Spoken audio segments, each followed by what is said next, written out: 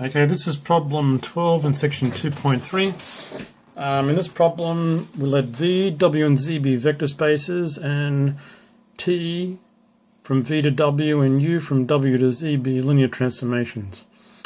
Okay, in part A, we need to prove that if UT is 1 to 1, then T is 1 to 1, and we have to answer the question, must that also mean that U is 1 to 1? Okay, so we suppose UT is 1 to 1. Now to show T is 1 to 1, we suppose V1 and V2 are in V, and T of V1 equals T of V2. If we can prove that V1 must equal V2, then that will prove that T is 1 to 1. Then what we do is we take U of both sides,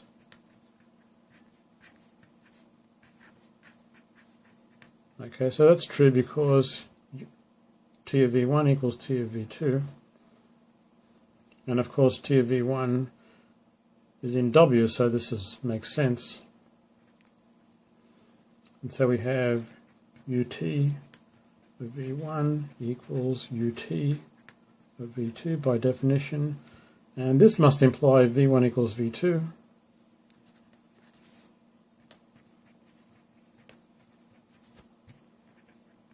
Since UT is 1 to 1. Hence, we've shown that if T of V1 equals T of V2, then V1 must equal V2, and hence that means T is 1 to 1. So, in answer to the question, must U be 1 to 1? Also, the answer is no, so we have to come up with an example. Okay. All right, so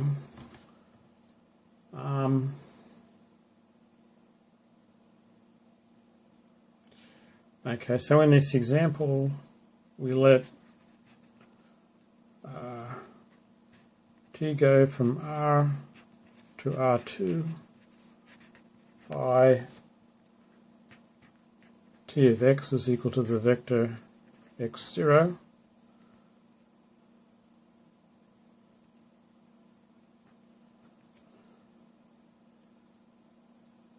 Okay, which is the matrix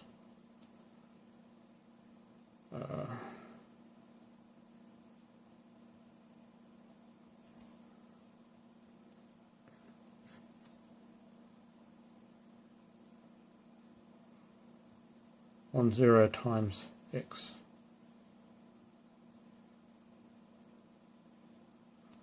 Okay, since that's multiplication by a matrix, this is linear.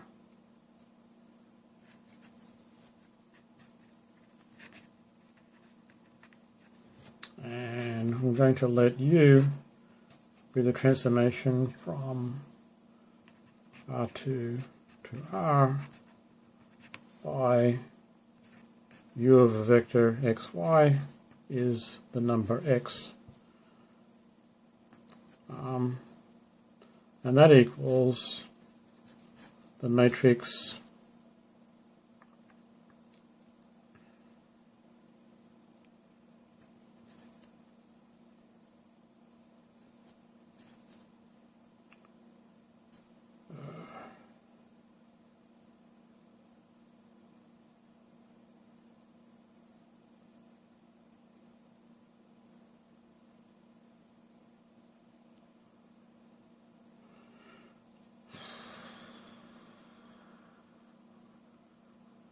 okay, so actually that row is not there. Okay.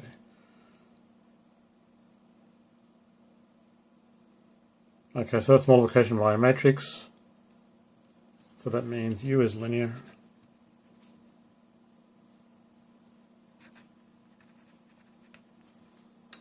Okay, now if you look at got these examples mixed up.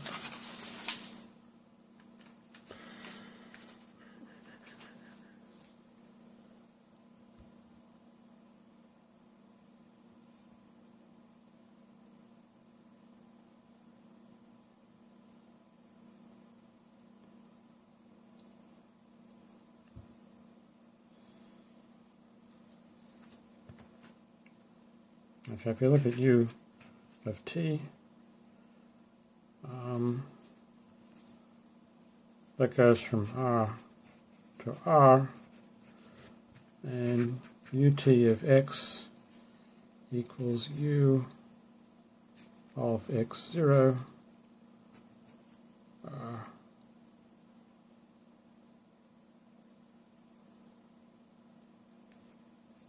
which is equal to x, and that's the identity transformation on R.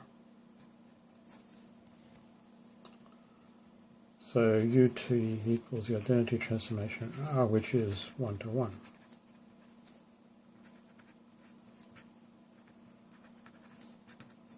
But the transformation u is not 1 to 1.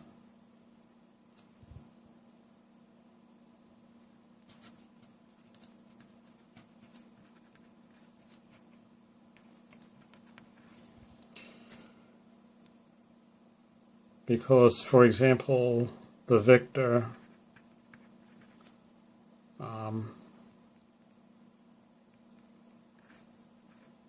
0, 1 is in the null space of u. So if u was 1 to 1, the null space would be trivial, just a 0 vector, and that's not the case. Okay, so that's the end of part A.